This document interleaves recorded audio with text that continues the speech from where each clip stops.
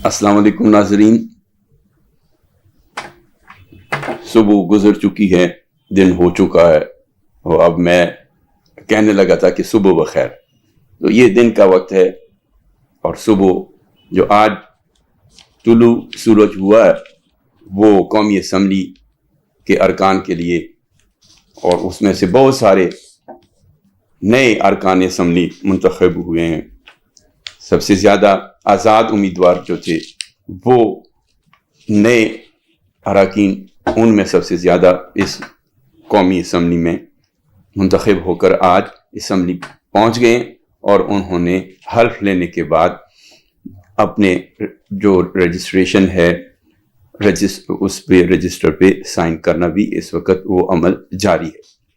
तो हम उम्मीद करते हैं, इस वक्त तो बहरहाल वहाँ हंगामा आराई वाली एक पोजीशन थी, लेकिन अगर ये एक दूसरे को बर्दाश्त करें हुकूमत और अपोजिशन, तो तवक्को है कि ये हंगामा आराई नहीं रहेगी और नहीं रहनी भी चाहिए। अफ़हाम तफ़हीम से आगे बढ़ना चाहिए। तो आज हम अपने इस प्रोग्राम में जो गुफ्तगू करेंगे वो दो चार नए इशू सामने आए हैं।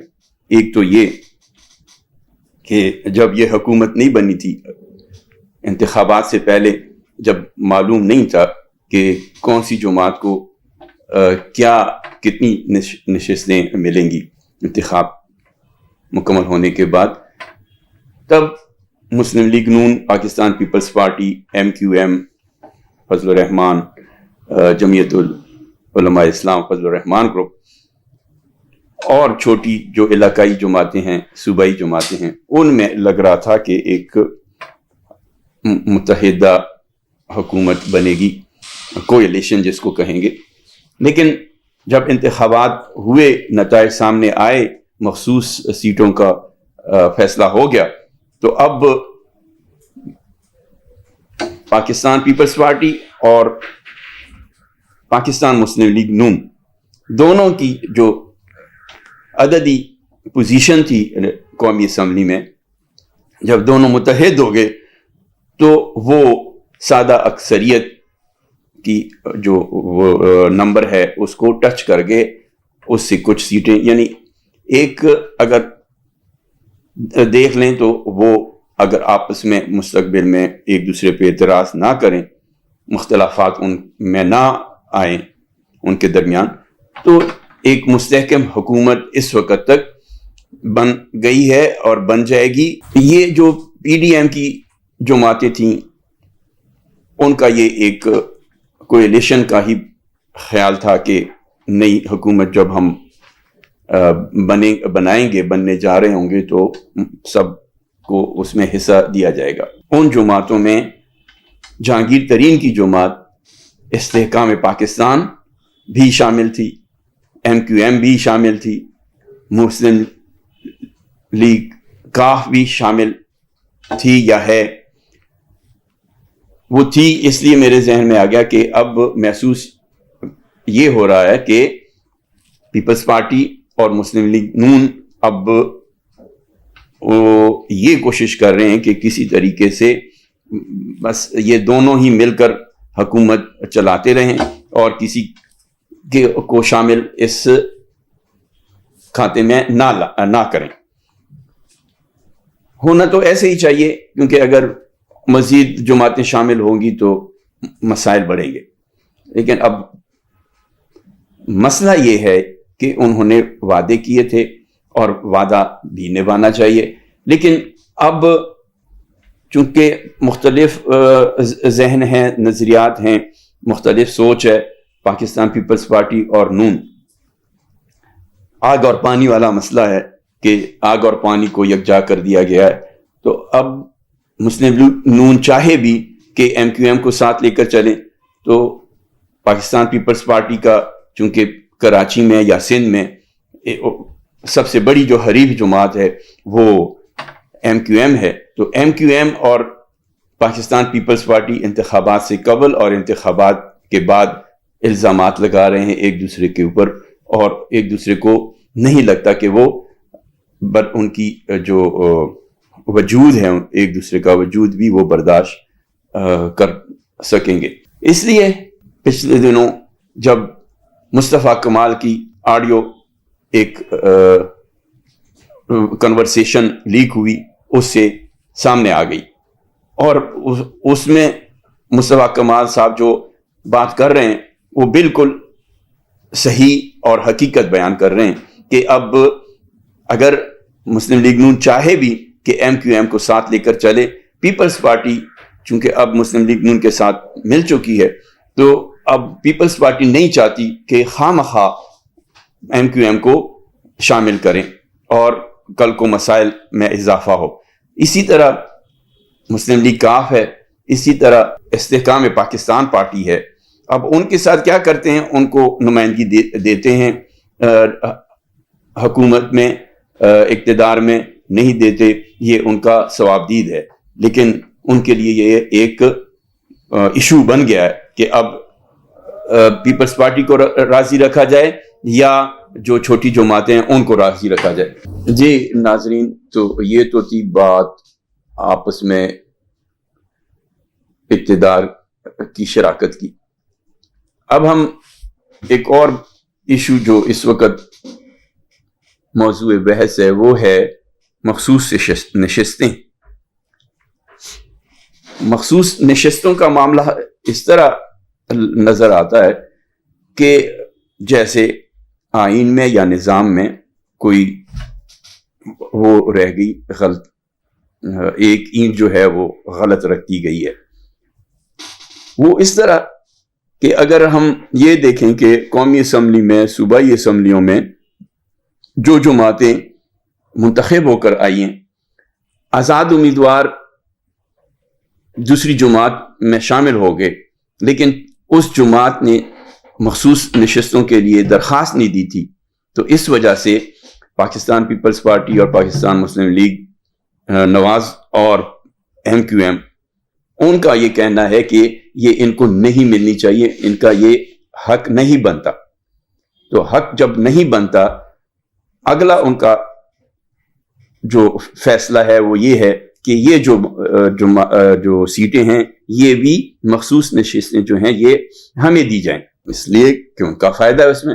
اب یہ کہنا اگر وہ صحیح بھی کہہ رہے ہوں تو اعتبار عوام نہیں کریں گے، اس لیے کہ وہ یہ سوچیں گے کہ یہ تو اس کے لیے بھی ان کی نظروں میں وہ ہے لالچ کہ یہ سیٹیں بھی ہمیں مل جائیں، اس لیے کہہ رہے ہیں کہ یہ ان کا حق نہیں بنتا.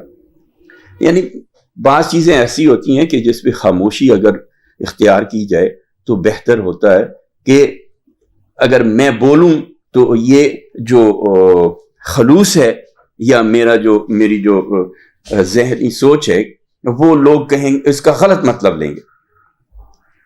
دوسری طرف جو اس میں نقص ہے یا خامی ہے وہ یہ ہے کہ قومی اسمبلی میں، سندھ میں، بلوچستان میں، پنجاب میں تو جماعتیں منتخب ہو کر آئی ہیں، کوئی ان کی جو نشستیں ہیں وہ 10 کا فگر بھی کراس کر گئیں، 10-20 اس طرح کی ان کو نمائندگی حاصل ہے ان ایوان میں. لیکن کے پی کی جو پوزیشن ہے، کے پی کی وہ پوزیشن بڑی عجیب ہے. وہاں تو کوئی جماعت 10 کا فگر کراس ہی نہیں کر سکی ہے سوائے آزاد امیدواران کے.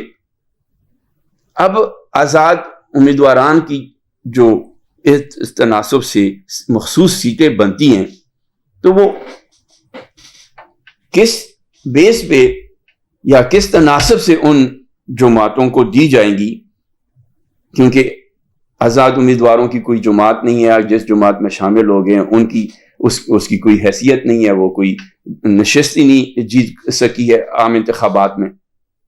تو اب وہ کیسے، وہ کن کو دی جائیں گی؟ جن کی اگر 5 نشستیں ہیں تو ان میں سے 10 نشستیں ان کو دی جائیں گی. اس کے لیے کیا فارمولہ ہوگا؟ ہمیں ہر چیز، یعنی ہمیں سے مراد جو فیصلہ کرنے والے ہیں، جو یہ قواعد و ضوابط بنانے والے ذمہ دار ہیں ان کو یہ سوچنا چاہیے، اور قوم کی اس وقت جو سوچ ہے، قوم چاہتی کیا ہے، اس کو بھی مد نظر رکھنا چاہیے کہ اگر یہ لوگ منتخب ہوئے ہیں تو اب ایک تو یہ ہے کہ اتنی بڑی تعداد میں ان کا منتخب ہونا ان قوتوں کے لیے بہت ہی پریشانی کا باعث ہوگا کہ یہ کیسے اتنی بڑی تعداد میں اسمبلیوں میں آ کر بیٹھ گئے۔ لیکن اب اگر آ کر بیٹھ گئے، یہ رائے بھی تو بہت سارے مبصرین کی یہ رائے ہے کہ جو قوتیں ہیں، مقتدر قوت ہے یا قوتیں ہیں، وہ اگر ٹیررسٹ سے یا اور ایسے ان کے ساتھ بات چیت کر سکتی ہیں، ان کو کیا کر سکتے ہیں کہ ملک کے دھارے میں شامل کرنے کے مواقع وہ دے سکتی ہیں، تو ان کے ساتھ بھی بات چیت کی جائے، بجائے اس کے کہ یہ کشمکش جاری رہے، کشیدگی بڑھتی رہے۔ کیا اس رویے سے کوئی یہ امید کر سکتا ہے کہ یہ جو کشیدگی ہے یہ ختم ہو جائے گی یا اس میں کمی آ جائے گی؟ تو اس لیے اس بارے میں جلد از جلد فیصلہ کرنا چاہیے، اور ڈیلے ٹیکٹکس جو ہیں، اب ہر ایک کو ضروری نہیں ہے کہ ہم شک میں ڈالیں، شک تو بہت نقصان دہ چیز ہے، ہمیں یقین ہونا چاہیے، شک سے ہمیں جان چھڑانی چاہیے۔ اللہ بھی چاہتا ہے کہ ہم اللہ کی عبادت اس طریقے سے کریں کہ یقین آ جائے۔ جب تک یقین نہ ہو شک میں تو عبادت بھی قبول نہیں۔ تو اس لیے اس معاملے کو جلد از جلد نمٹانا چاہیے، اور الیکشن کمیشن کو بھی تھوڑی سی ابھی اپنی جو ہے پوزیشن اس میں تبدیلی لانی چاہیے، تاکہ ایک ان الیکشن کمیشن کی جو ساکھ دو پہ لگی ہوئی ہے یا متاثر ہوئی ہے اس کو بچایا جا سکے۔ اس کے علاوہ جو ایشو اس وقت ہے وہ ہے IMF۔ عمران خان نے IMF کو خط لکھ دیا۔ IMF کو خط لکھنا چاہیے یا نہیں چاہیے، یہ تو کون فیصلہ کرے گی،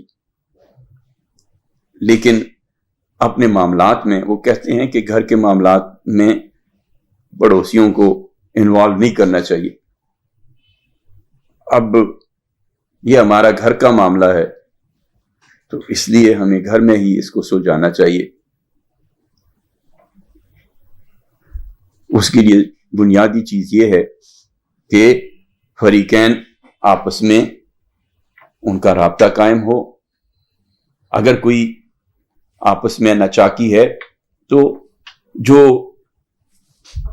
پہل کون کرتا ہے، تو پہل طاقتور کو ہی کرنا چاہیے۔ تو یہ نہیں کہ وہ اپنی طاقت کی وجہ سے مجبور کرے، یعنی بڑا بھائی اگر ہے تو چھوٹے بھائی کو اس کو مجبور نہیں کرنا چاہیے۔ اگر چھوٹا بھائی کوئی اعتراض ہے اس کو تو بڑے بھائی کو منانا چاہیے، پہل کرنا چاہیے، اور پہل کرنے والا ہی اللہ کے نزدیک اس کی قدر بہت زیادہ ہے۔ تو ہمیں امید ہے کہ یہ IMF والا معاملہ بھی خوش اسلوبی سے طے کر لیا جائے گا، اور اس کو طے ہونا چاہیے۔ میں ہمیشہ مشاہدہ کرتا ہوں کہ اگر ایک میرے سامنے ٹی وی پہ یا کہیں بھی بعض لوگ ہوتے ہیں کہ پہچانے جاتے ہیں کہ اس نے کس کے حق میں بولنا ہے۔ ایک گروہ ایسا ہے، دوسرا گروہ اس کی مخالفت۔